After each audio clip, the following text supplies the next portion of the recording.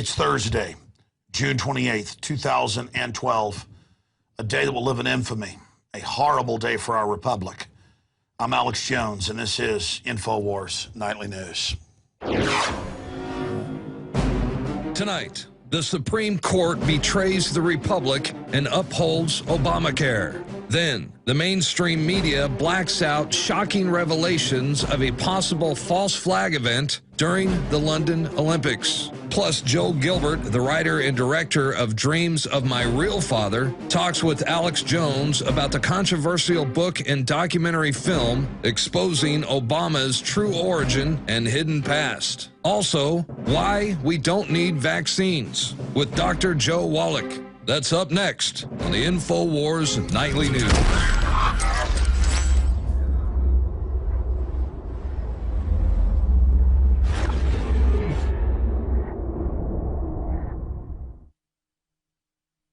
When I was in the office this morning and we got the horrible news that the private Federal Reserve was instituting their tax via health care and would have the IRS enforce this takeover, John Bound, one of our producers and researchers, said, you watch, they are going to now sacrifice Holder, at least on the surface, as a distraction from this.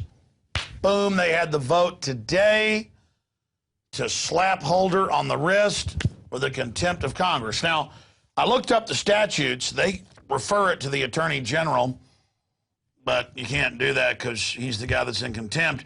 Or they refer it to the attorney for the District of Columbia, who is also a globalist minion, and they can serve a year in jail. They've got fines as well.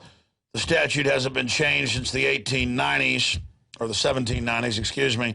So the biggest fine's only $1,000. So there's not much punishment for the guy who helped run guns into Mexico and drugs back into the U.S. to blame the Second Amendment.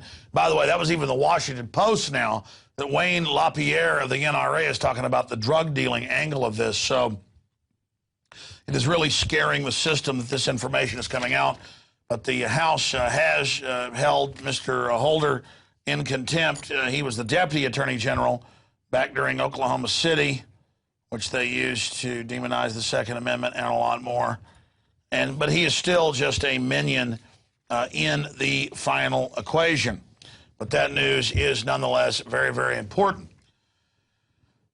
We are going to be talking to Dr. Joel Wallach about the healthcare ruling. We're also going to be talking to the filmmaker who has conclusively, in my view, documented the providence of Obama and who his daddy really is. So that is coming up tonight.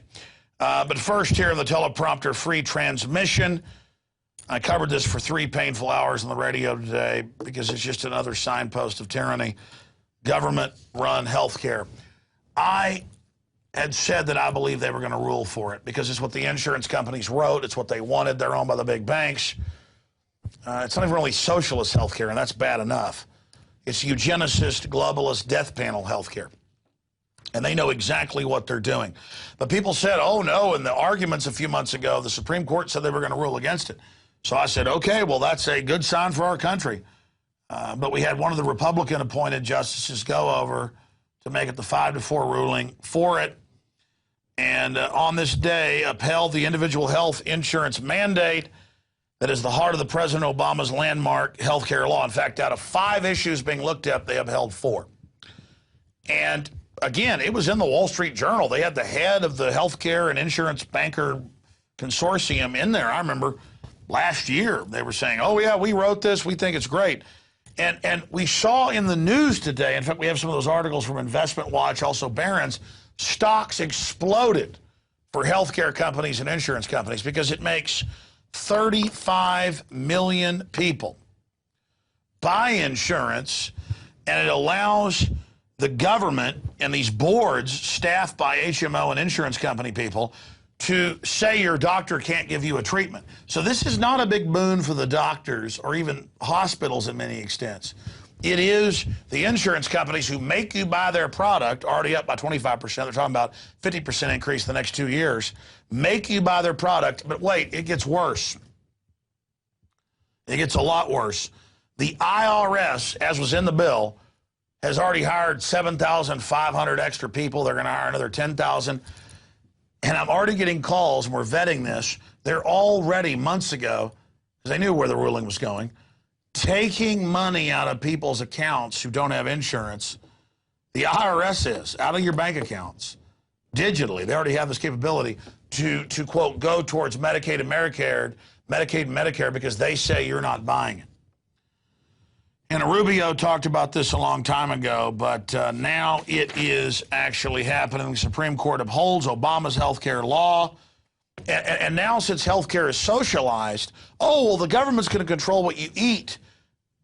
I mean, they're saying this because, after all, you're costing us all money now. So there's the nightmare social engineering aspect to all of this. So Obama is very, very proud of it. The Washington Post is very, very proud of it. It's all a giant joke to them that they've rammed this through. And you've got all these useful idiots, the same folks that said, oh, praise God, Obama's been elected. I'm going to get a free car, free house. You didn't get jack squat, but a globalist engineered Agenda 21 depression. Rubio argued that millions of Americans will face being out of compliance with the IRS for not having health insurance coverage. Well, he didn't argue that. I love how they make it partisan. It's in the legislation that the IRS is going to come after you, and it's already happening. Okay, let's continue here. Obamacare, it's about enriching banksters and Wall Street. And Kurt Nimmo at Infowars.com goes through all of the admissions by the lobbyist, all of them. He has links to it where they admit they would make giant profits off of this. And this is Kurt Nimmo back in 2010. 2 years ago, broke down what it would do with all the links as the fat cats bragged. And again, it's already gone up 25% since the law was put in, not even implemented. They're talking about 50% increase. Oh, and by the way, pull up the Associated Press, guys. It doesn't cover pre-existing conditions for children. But I saw Obama in his press conference saying that today. Total screw job. Lets the insurance companies cut back on the care, set up death panels to ration care, and make you buy it. Have you researched the unbelievable garbage going on with the national healthcare system, NHS in England and other places? Paul Watson, thank God, could go to an herbalist and get healed. 1 month, couldn't get to see a doctor. When he finally got in, massive taxes in England. He pays for this. They gave him a packet of aspirins and stuff and said, go home. Still couldn't get well. Couldn't go see a private doctor. You got to get bureaucrat permission for that.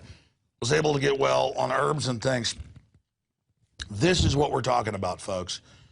Tom Daschle, who helped write it with Mitt Romney, said, you're 65, you don't get eye surgery. Yeah, there's National Review running the Associated Press, if you scroll down, via AP. Obamacare does not cover pre-existing conditions in children. Here's the Natural News article, also posted at Infowars.com. 10 years of Obamacare would cost $1.76 trillion for more than originally claimed. So there's also, it's meant to bankrupt us. That's the plan.